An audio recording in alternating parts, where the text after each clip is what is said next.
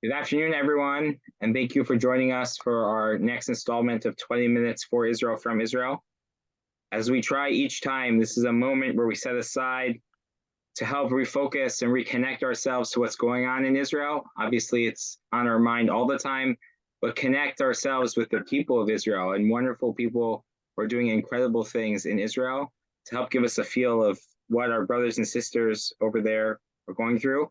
We are humbled to be joined this afternoon, this evening for him, by Jesse Rosenblit, who is a officer in the IDF in the reserves, and who now is serving somewhere active. Jesse, we're so honored by your service. You should know that our whole community is so proud of your service. We stand behind you. Whatever we can do for you from here, we're trying. And you should know that all the Jewish people stand behind you. Tell us a little bit where you are, how you came to be where the position you have, and what you're seeing. Okay, well, I'm happy to be able to talk to you. It's a nice break from my usual routine over the last month. I'm a major in the Army, in the reserves. I'm a company commander in the 162 Division, which is one of the two one of the two main attack divisions of the Army. So whenever there's a war in the south or the north, we're always the first ones to go. If you've heard of brigades like Givati and Nachal, so there are two of the brigades that are in our division, or Givati and Nachal, which are regular soldiers, which is like soldiers that are in their active service, which is why it's very easy for the general staff to send our division wherever they need to, because most of the division is actually active soldiers, not reservists like me. My base right now, I'm on base now. I'm actually not in the field, where I'm near Ashkelon, a little bit east of Ashkelon. And most of the time when I'm out in the field, where I'm between the south of Ashkelon, but a little bit north of the border with Gaza. That's where I've been most of the last month. I did like 10 years in the Army, and now I've been doing reserve duty for the last 10 years, since 2013. And this is my third, well, this is more like a war, but I did Tzuk Eitan as an officer, and that was the first time I had an operation as an officer in reserves. And then Shomer Chomot was 2 years ago. And now this war, which they chose a weird name. I think it'll probably called Milchemet Simchat Torah probably in the end, but they chose the name Charavot Barzel Nerali. So that's the name of it for now. So now we got this for the last month. It'll be a month and 2 days. They had more important things to deal with than naming it. What? They had more important things to deal with than finding a good name. Yeah, but it's part of what it'll elicit later on, like Milchemet Yom Kippurim. It has this, like, the last war that was like a war that also like scarred the nation. That's what this is also going to be eventually. So I'm sure they'll come up with a different name at some point. But anyways, I'm guessing you want to probably hear what happened on October 7th in my day, and then what happened when I came to the Army. So on October 7th, my wife's family had like a get together at her parents' house in Ramat Gan. So we slept over there with our two boys for Shabbat, and she had her two half brothers and their kids came over. They came over for Shmini Atzeret, for Chag dinner, and then two of her nephew and her niece also stayed over. And Shabbat morning at 6:30, we got woken up to sirens. And we haven't had sirens in Tel Aviv Ramat Gan area for about 2 years, but we just got up, we heard the sirens, and we took the kids and we took our two boys and we took the nephew and the niece and Moore's parents who were older, and we went over to the stairwell. They don't have a bomb shelter in their apartment building, so we went over to the stairwell. And in Tel Aviv and Ramat Gan, you have like a minute and a half, so you're not like, you have time. You don't have to like, you're more likely to slip and fall and get hurt that way if you're going to rush. So you don't have to be in a panic. But it was amazing. And so I remember thinking like it was a big barrage, and we left. We didn't even take our phones with us because we weren't thinking. We just like heard the sirens. We woke up and we took the kids. And so we waited in there. You have to wait 10 minutes after the siren stops. And because sometimes there might be shell casings that fall, or there might be something that the Iron Dome missed. So we waited 10 minutes. So we had no idea what happened. And I remember thinking to myself, well, probably the IDF just killed some, Hamas guy in Gaza, and Hamas is throwing a temper tantrum. So they're shooting at us a little bit. And then if that's all it is, then they're not going to call me up to reserve duty just for one barrage at Tel Aviv, which is a really ridiculous way of normalizing a crazy situation, which is that there are people that are trying to murder us and shoot rockets at us. And it's probably not going to be a reason to go to war, even though it should be, even if all the rockets are intercepted. And then so we went back to the apartment, and then we we didn't go back to sleep, but we were just sort of, talking. We started making breakfast for the kids. And then half an hour later, there was another sirens. We ran back to the stairwell. We were there for another 10 minutes. And then we started seeing some pictures of somebody started sending a picture in a WhatsApp group or on Twitter of a Hamas tender, like a Hamas pickup truck with terrorists in Sderot. And I remember looking at it and being like, what? There's no way that's true. That's got to be fake. Or maybe one truck got through. We didn't understand exactly what was happening. But at that point, after the second barrage and after we saw the picture, so I called up my commander, and he said, let me check what's happening. And then 5 minutes later, he sent me a text, Yalla, come to base. And he told me already to draft one of my platoons. I have 3 platoons in the company, so already to bring in one of the platoons. So I already called all my officers and brought in one of the platoons. I was on base already by, I think 11:30 in the morning. Just left my wife and the kids at her parents, and went home to the apartment, drove on Shabbat, which, I don't do. Drove home on Shabbat, got all my army gear together within an hour, enough stuff for at least a couple weeks, and then drove to base. I got to the division headquarters. There was no clear picture of what was happening. I texted, I have cousins that live in Kibbutz Erez, which is right across from the northern border. I have a really good friend in Kibbutz Magen, and I have another friend in Kibbutz Miflasim, all along the Gaza border. And I texted around 11 a.m. Hey, hope everything's okay. Let me know you're okay, whatever. But it didn't even enter my mind that that there were it was more about the rockets or stuff like that. It didn't enter my mind that there are 2,000 terrorists that infiltrated Israel. Even when I was at the division headquarters throughout the day, no one had a clear picture of what was happening in the south. And the clear picture was, which I only found out, days later from my cousins and my 2 friends, all who survived, was that those 3 kibbutzim, thank God, and specifically the ones with the 2 kibbutzim with my 2 friends were part of the Kita Konenut, and they were engaged in 4 or 5 hours of gun battles with the terrorists. And the difference between the kibbutzim, where everybody was slaughtered and raped and kidnapped and all these horrible things that Hamas did. And also that the residents of Gaza just came through the border after them and stole and took to kidnap people on their own.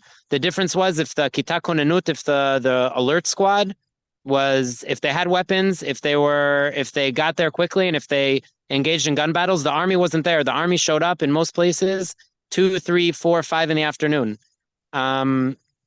It was the difference between the slaughter, the kibbutzim that had 100 people murdered and not, was if the 8 or 10 guys that have guns that are supposed to be ready to jump if there's an alarm, if they did that or not. Whatever, it's a huge operational failure, intelligence failure, which the country is going to have to deal with after the war. Now we have to focus on winning and destroying Hamas.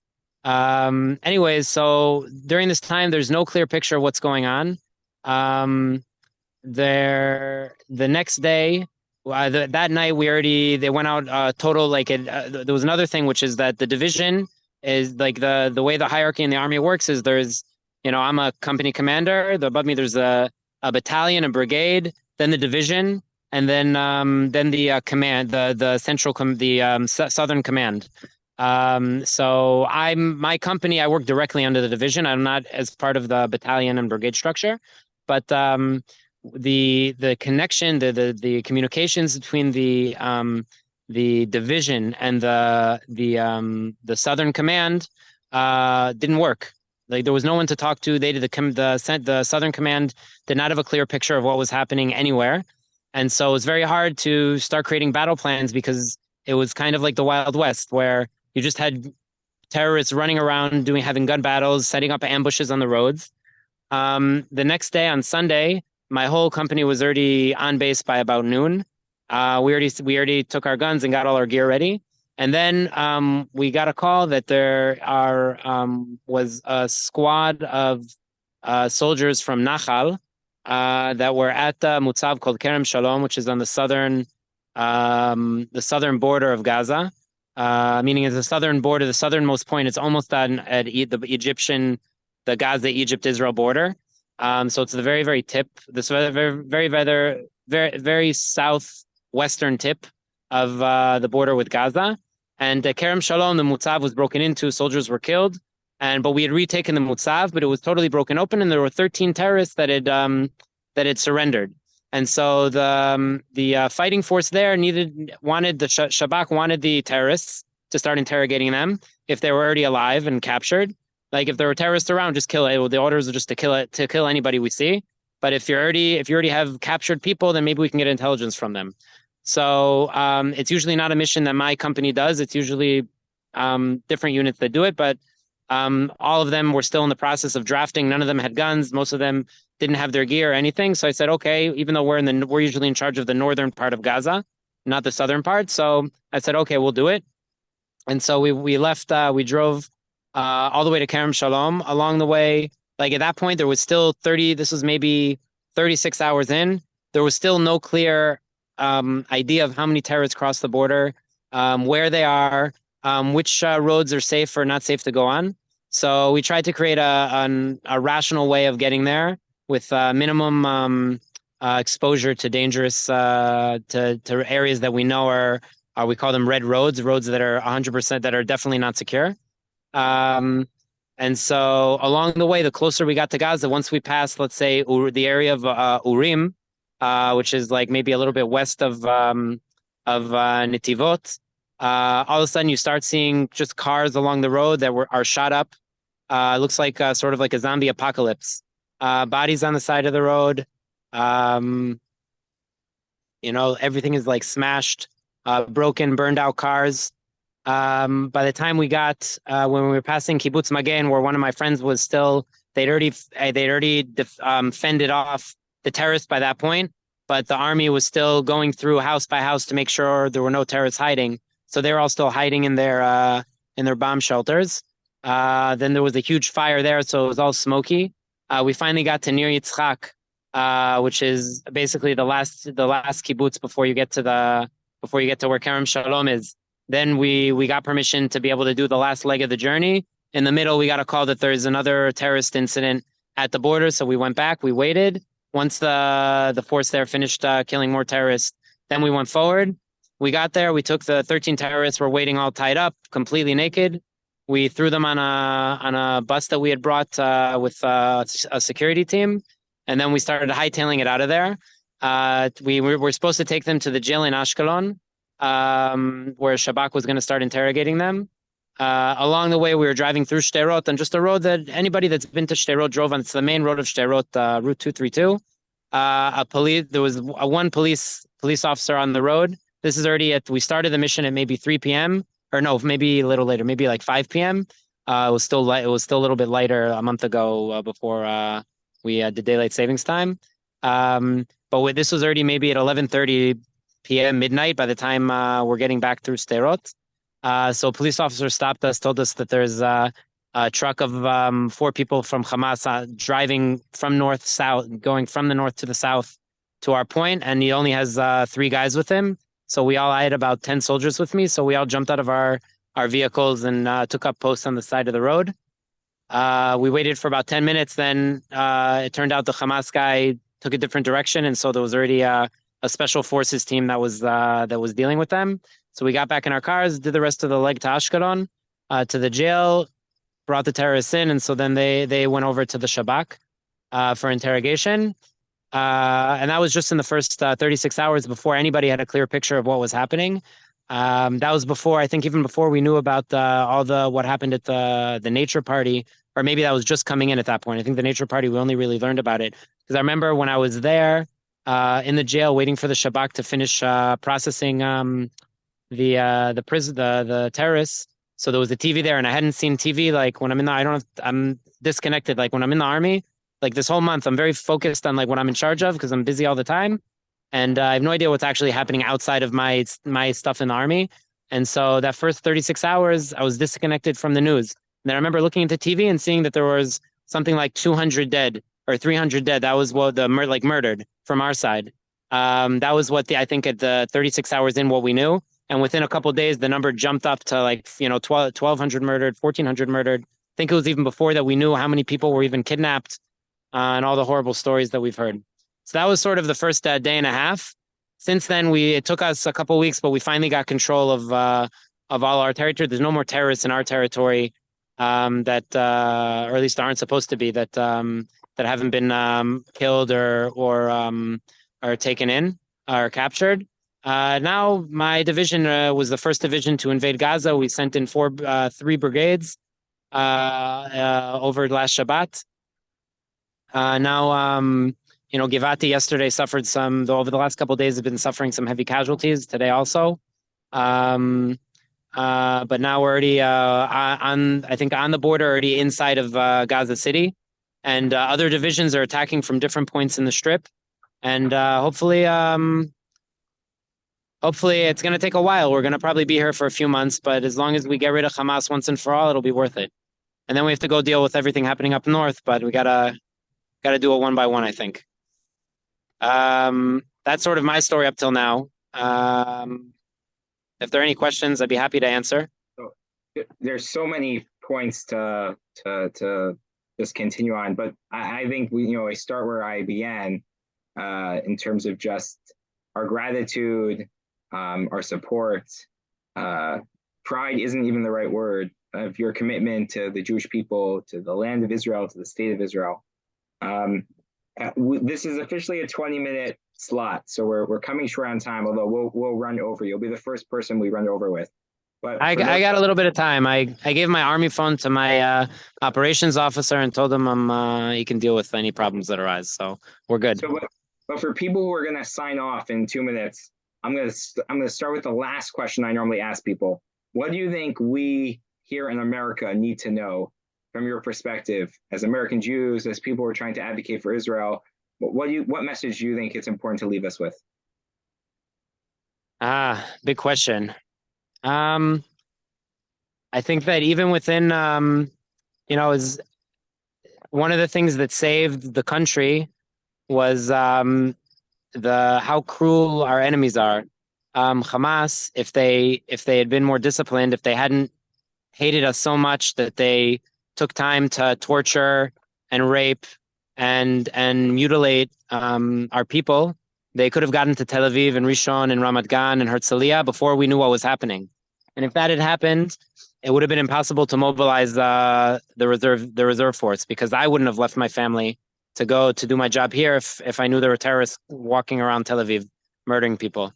And even though this is a horrible tragedy that hit our people, I know it's hard to look at it this way, but there are miracles little miracles that happen that save our people from worse tragedy.